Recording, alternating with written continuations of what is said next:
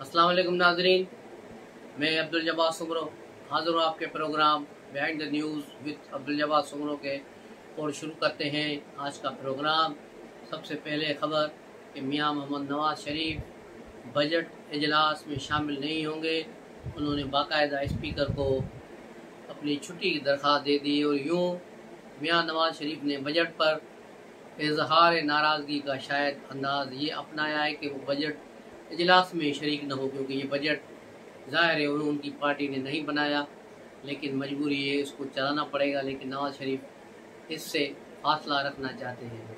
दूसरी तरफ नवाज शरीफ ने ऐलान किया है कि वो पार्टी में अब मुतहरिक हो रहे हैं, मुख्तलिफ पार्टी लीडरों से और वर्करों से अब मुलाकातें शुरू करेंगे और मुख्तलिफ जगहों पर जलसों से भी खिताब करेंगे। इससे लगता है कि अब नवाज शरीफ फ्रंट फुट पे आके खेलना चाहते हैं, जिस तरह माजी में था। तो देखा जाएगा कि गर्मियों के बाद या गर्मियों से पहले ही नवाज शरीफ क्या करते हैं और कहाँ कहाँ आते हैं और जाते हैं। दूसरी तरफ पीपल्स पार्टी और पीएमएल नून के दरमियान बिलाखिर कल समझौता हो गया था, जिसके बाद आज बिलावल भुट्टो ने कौमी असम्बली में अपना बजट तकरीर शुरू किया और उसमें कई चीज़ों का हवाला दिया और कहा कि सेल टैक्स की कटौती जो है वो मरकज़ के बजाय सूबे खुद करें और जो एक्स्ट्रा पैसा बचे वो सूबे खुद उठाएं और कम रिकवरी होती है तो सूबे के बजट से वो पैसे काट लिए जाएं। ये बहुत ही अच्छी तजवीज़ थी कि वफाक का बोझ कम होगा, सूबों पर बोझ बढ़ेगा। लेकिन इसके साथ मेरा ख्याल है बिजली का निज़ाम भी सूबों के हवाले कर दिया जाए। जिस तरह सिंध में 2 है, सेपको और हेस्को है, पिशावर में केपी में पेपको है, तो ये और बलोचिस्तान का है शायद क्यूके है। तो इन सबको सूबाई हुकूमतों के हवाले किया जाए, फिर उनकी मर्जी है वहाँ वो बिजली कितनी देर लोगों को देते हैं, कितनी देर नहीं देते, और बिजली के बिल वो उनसे लेते हैं नहीं लेते, ये उनका मसला होगा। वफाक उनके हिस्से से पूरे पैसे काट ले। इससे ये होगा कि फिर जो जिस तरह अभी गंडापुर बटन और बटन बंद खेल रहे हैं, ये इसकी सारी मस्ती ख़त्म हो जाएगी। उसके अलावा एक बड़ा जो एडवेंचर होने जा रहा है, बहुत बड़ा अज़्म इस्तेहकाम ऑपरेशन शुरू हो रहा है, जिस पर पहले तो गुंडापुर ने जो बहैसियत चीफ मिनिस्टर इजलास में शामिल थे वहाँ भड़के मारी कि हाँ बड़ा जुल्म हो रहा है, फलां शहर में तालिबान ने ऑपरेशन होना चाहिए। लेकिन बाहर निकल के फिर जब इमरान खान से मुलाकात की और इमरान खान ने जब उसे अपनी पट्टी पढ़ाई तो उसके बाद आके उसने कहा कि मुझे तो सिर्फ अज़्म इस्तेहकाम का बताया गया था, ऑपरेशन वहाँ लफ्ज़ ही नहीं था, तो मैं कैसे समझूँ ऑपरेशन है। तो ऐसे ही बोजदार प्लस लोग जो है बिठाए गए हैं पीटीआई की तरफ से चीफ मिनिस्टरशिप के। ये नालायक आदमी जिसको सब पता है अंदर जो से तकरीरें की, लेकिन बाहर आकर एक वो अपना पब्लिक डोमेन में बताना चाह रहा है कि मैं बड़ा फने खान हूँ और मैंने ये किया है, मैंने वो किया है, और इस तरह एक अपनी हवा खड़ी करने की कोशिश कर रहा है। और उन्होंने इमरान खान के कहने पर मुतालबा किया है कि अब डीजी आईएसआई और आर्मी चीफ उनसे मुलाकात करें और उन्हें ब्रीफ करें, तो फिर वो इस जो है ऑपरेशन की तैयारियां करेंगे, उसकी मंजूरी देंगे।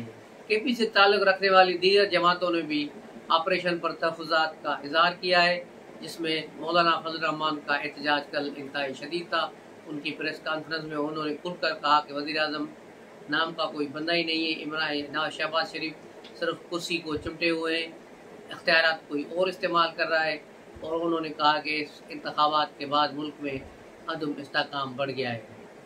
उन्होंने ऑपरेशन को मुस्तरद किया और कहा कि ऑपरेशन नहीं होना चाहिए, इससे मज़ीद बेचैनी बढ़ेगी और अदम इस्तेहकाम बढ़ जाएगा। उसके अलावा एएनपी उन्होंने भी इस पर एहतजाज किया है। उसके अलावा मंजूर पशीन ने भी इस पर एहतजाज किया और कहा कि पहले ही ऑपरेशनों में जो लोगों के घर तोड़े गए, 2 लाख से ज़्यादा लोगों को बेघर किया गया, वो सारे बेघर है, उनको अपने घर भी नहीं बना के दिए गए और बड़ी तबाही हुई थी। पहले वो चीज़ें की जाए, उसके बाद किया जाए। लेकिन जो सूरत हाल बताई जा रही है केपी की कि वो बहुत ही ख़तरनाक है और वहाँ तालिबान का असर रसूख मुख्तलिफ इलाकों में बढ़ रहा है, जिसमें सवात टांग हो गया, डीआई खान हो गया, कोहाट हो गया और खैबर के इलाके हो गए। ये सारे इलाकों पर तालिबान आहिस्ता आहिस्ता नमूदार हो रहे हैं। और ख़ुद अलियम गंडापुर ने भी इकरार किया कि उन्होंने जो इस साल गंदम की फसल उठाई है वो भी तालिबान को भुत्ता देने के बाद उठाई है। भुत्ते की पर्चियाँ आम लोगों को मिल रही हैं, सबसे तालिबान भुत्ता ले रहे हैं। और ये शायद सिलसिला इस्लामाबाद तक फैल जाए, तो उसको रोकने के लिए ये ऑपरेशन इंतहाई ज़रूरी है। इसके बगैर और कोई चाराकार नहीं है। उसके अलावा जो फायरवॉल नस्ब की गई है, यकीनन उसने अब काम दिखाना शुरू कर दिया है कि ट्विटर पर जो ट्रेंड बन रहे हैं पाकिस्तान के खिलाफ, पाकिस्तान आर्मी के खिलाफ, अब वो पाकिस्तान में नज़र नहीं आ रहे। और ख़ास तौर पे फेसबुक पे भी रीच थोड़ी कम होती जा रही है। और उसके अलावा यूट्यूब को भी कंट्रोल करने की कोशिश की जा रही है और वहाँ पर भी रीच जो है बुध के रोज़ से बहुत ही कम हो रही है। ये सारी सूरत हाल है, लेकिन अगर ये पाकिस्तान के मुफाद में है तो इन चीज़ों को होना चाहिए, ताकि मुल्क दुश्मन जो राह के साथ मिलकर पाक फौज के खिलाफ, आर्मी चीफ के खिलाफ और पाकिस्तान की सालिमत के खिलाफ बकवास कर रहे हैं, उनका कला कमा हो सके और उनको कैफर इक़्तिदार तक पहुँचाया जा सके। इसके अलावा आज सुप्रीम कोर्ट में दूसरा दिन था समाअत का। जो पीटीआई की मखसूस नशस्तें हैं उन पर तो काफ़ी आज भी गर्मा गर्मी रही। पीटीआई के वकला ने कल तो बिल्कुल हाथ जो है खड़े कर लिए। अकरम राजा जो है उन्होंने तो बिल्कुल ही बस कर दी। उनके साथ सिद्दीकी साहब ने अच्छे खासे रिमार्क्स दिए और जहाँ ये फंसे वहाँ फिर इनके जज वकील जो बैठे हुए थे काले भून, उन्होंने भी लुकमे दिए और इनको सपोर्ट किया। उसने तो यहाँ तक कह दिया कि चीफ जस्टिस को कि 8 फरवरी के इलेक्शन पर भी आप समोटो लें, वो एप्लीकेशन भी पड़ी हुई है, फलां एप्लीकेशन पीटीआई की पड़ी है, भले वाली नज़रसानी वाली एप्लीकेशन पड़ी है, इन सब केसेस को भी देखा जाए। और ये एक अदालत में बैठकर जज ये बातें कर रहा है, तो इसका अपना माइंड सेट जो है बिल्कुल खुला है। और उसके साथ 2 जजेस और इसको सपोर्ट कर रहे थे। उन्होंने अच्छी खासी बहुत सारी गेंदें कराई वकला को, लेकिन वकला उसको नहीं संभल सके और इनकी ये सारी मिसकालें ही साबित हुई। तो आज अंदाज़ा था कि शायद इस केस का फैसला हो जाएगा, लेकिन फिर इस केस को कल तक मुलतवी कर दिया गया है। अभी कुछ वकला के दलाइल इसमें रहते हैं, लेकिन आज जो उन्होंने एक शुरली छोड़ी पीटीआई के वकील ने, सारी सुन्नी इत्तेहाद काउंसिल के वकील सिद्दीकी ने, कि जो सुन्नी इत्तेहाद काउंसिल के सरबराह हैं उसने जो फार्म भरा था उसमें उन्होंने सुन्नी इत्तेहाद काउंसिल लिखा था, लेकिन उसको आज़ाद कर दिया। तो काजी ने पूछा कि वो फार्म कहाँ है, उसकी कापी दिखाओ, तो उनके पास कोई कागजात नहीं थे। ऐसे हवा में वो उन्होंने तीर चला दिया।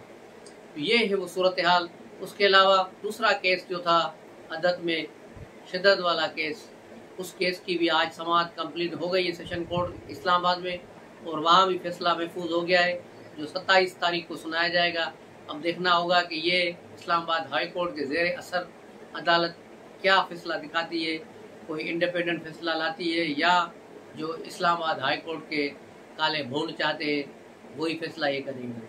तो इंतज़ार रहेगा 2 दिन का कि क्या फैसला आता है। तब तक के लिए इजाज़त दीजिए। अस्सलाम वालेकुम।